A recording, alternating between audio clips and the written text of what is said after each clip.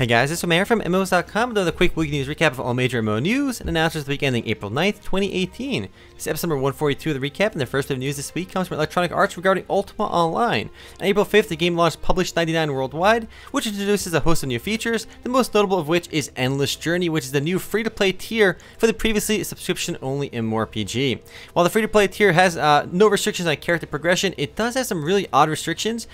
Players won't be able to access bank storage, for example, and they also won't be able to own or co-own a home in the game. Now, Ultima Online was actually my first MMORPG in the game. I've probably played the longest. It hasn't aged super well though, so it's very hard to approach today, but it is cool to see the game being free to play now. You can try it for free. I'll probably jump in again to see what's going on. Next up, some pretty big news from Kakao Games regarding Black Desert Online. After quite a bit of outcry on Reddit and the game's official forums, Kakao is finally switching service providers for the game to address lag issues.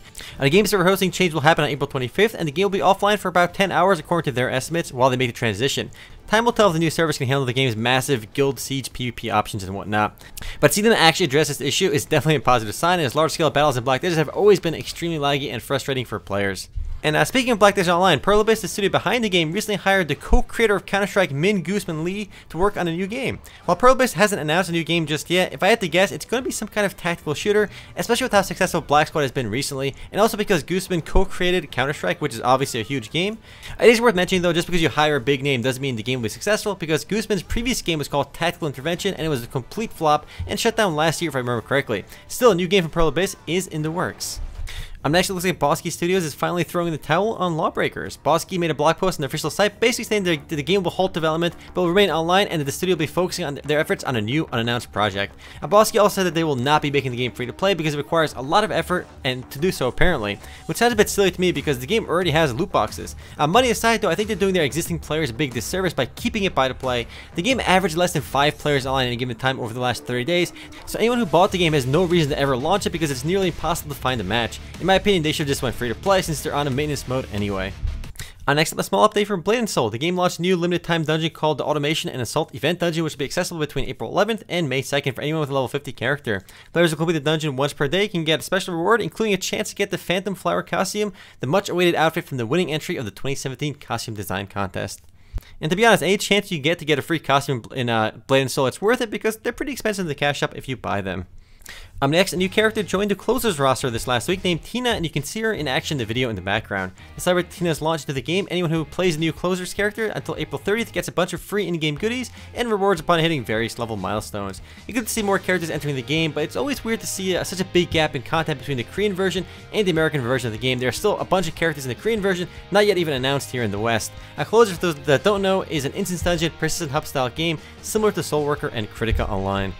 Speaking of Kritika, Kritika Online launched its Win Home update this last week and introduces with it the new Win Home region, a new storyline, new gear sets, and more. This is the first of numerous updates scheduled to launch in the next few months too. Players can expect a new guild competition system, second awakenings, pet gear, and new weapon enhancements, and more in the next few months. While Kritika isn't as popular as games like Closers or Soulworker, it still averages about 355 or so players online on Steam alone, plus it's available through the in-mass launcher, so it's got a bit more players than that.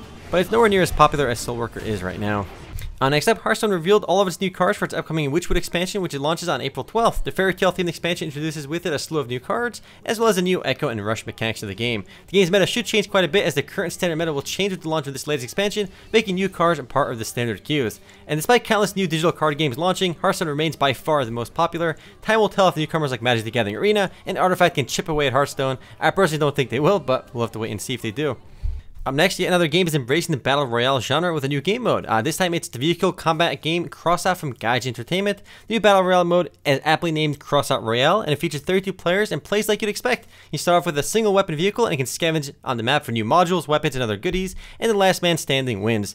Personally, out of all these tacked-on Battle Royale games to existing titles, I really like Paladin's implementation quite well because it is quite a bit different from other titles, but yeah, I'm looking forward to playing that again once it launches.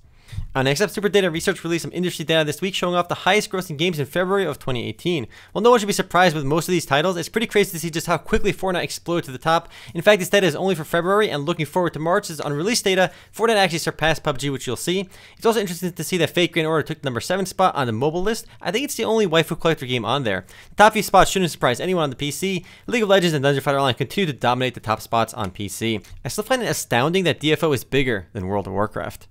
I'm right along some more positive news for my speculation surrounding MapleStory 2. MapleStory 2, I believe, will be announced on April 14th during MapleStory Fest.